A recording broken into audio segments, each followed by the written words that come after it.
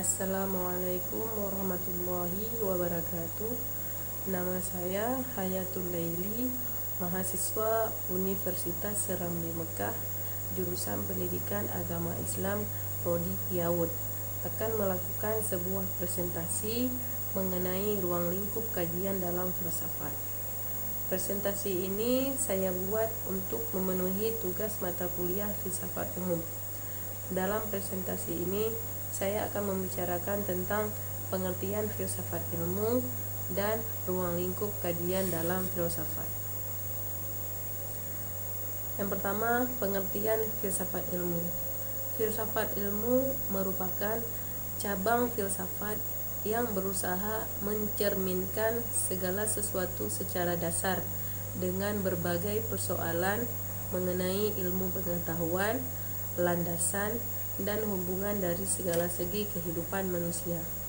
Filsafat ilmu adalah segenap pemikiran reflektif terhadap persoalan mengenai segala hal yang menyangkut landasan ilmu maupun hubungan ilmu dengan segala segi dari kehidupan manusia. Menurut Lewis Whitebread, filsafat ilmu bertujuan membahas dan mengevaluasi metode-metode pemikiran ilmiah serta mencoba menemukan nilai dan pentingnya upaya ilmiah sebagai suatu keseluruhan. Ruang lingkup kajian filsafat ilmu. Apa saja ruang lingkup kajian dalam filsafat ilmu? Yang pertama, ontologi, yang kedua, epistemologi, yang ketiga, aksiologi. Kita akan membahas ontologi. Apakah ontologi? Menurut bahasa, ontologi berasal dari bahasa Yunani, yaitu on atau ontos yang berarti ada, dan logos atau logik yang berarti ilmu. Jadi ontologi bisa diartikan the theory of being qua being, yaitu teori tentang keberadaan sebagai keberadaan atau ilmu tentang ada. Menurut istilah, ontologi adalah ilmu yang membahas tentang hakikat yang ada yang merupakan ultimate reality yang berbentuk jasmani atau konkret maupun rohani atau abstrak. Term ontologi maksudnya perkembangan dari ontologi. Term ontologi pertama kali diperkenalkan oleh Rudolf Bucenius pada tahun 1635 Masehi untuk menamai teori tentang hakikat yang ada yang bersifat metafisis. Dalam perkembangan selanjutnya, Christian Wolff pada tahun 1679 sampai 1754 Masehi membagi metafisika menjadi dua, yaitu yang pertama metafisika umum dan yang kedua metafisika khusus.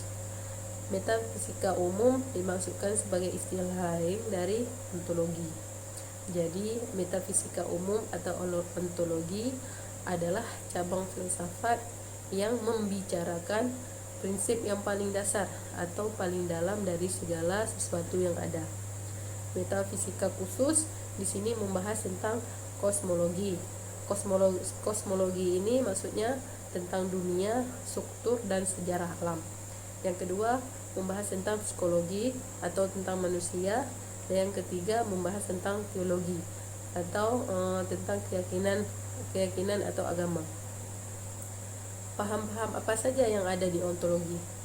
Dalam pemahaman ontologi dapat ditemukan pandangan-pandangan pokok atau aliran-aliran pemikiran antara lain monoisme, dualisme, pluralisme, nihilisme, dan agnoisme.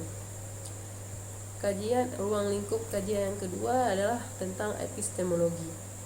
Secara etimologi, istilah epistemologi berasal dari kata Yunani, yaitu epistemo yang berarti pengetahuan dan logos yang berarti teori. Epistemologi dapat didefinisikan sebagai cabang filsafat yang mempelajari asal mula atau sumber, struktur, metode, dan sahnya atau validasinya pengetahuan. Epistemologi adalah teori pengetahuan, yaitu yang membahas tentang bagaimana cara mendapatkan pengetahuan dari objek yang ingin dipikirkan. Ruang lingkup dalam epistemologi. Menurut Muhammad Arifin merinci ruang lingkup epistemologi meliputi hakikat, sumber, dan validitas pengetahuan.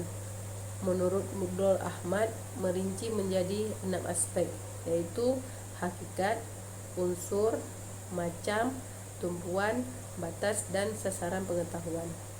Ruang lingkup kajian dalam filsafat ketiga yaitu aksiologi. Menurut Kamus Filsafat, aksiologi berasal dari bahasa Yunani yang artinya yang berarti aksios, artinya layak atau pantas, dan logos yang berarti ilmu. Jadi aksiologi merupakan cabang filsafat yang mempelajari nilai.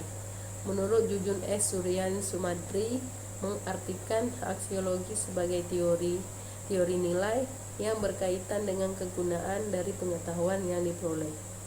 Aksiologi berkaitan dengan kegunaan dari suatu ilmu. Hakikat ilmu sebagai suatu kumpulan pengetahuan yang didapat dan berguna untuk kita dalam menjelaskan, meramalkan, dan menganalisa gejala-gejala alam. Penilaian aksiologi. Menurut Bramall dalam buku Jalaluddin Abdullah, membagi aksiologi dalam 3 bagian. Yang pertama, moral conduct, yang artinya tentang tindakan moral. Yang kedua, aesthetic action, yaitu tentang ekspresi keindahan. Dan yang ketiga, social political life, yaitu kehidupan sosial politik. Demikian presentasi dari saya, semoga bermanfaat. Assalamualaikum warahmatullahi wabarakatuh.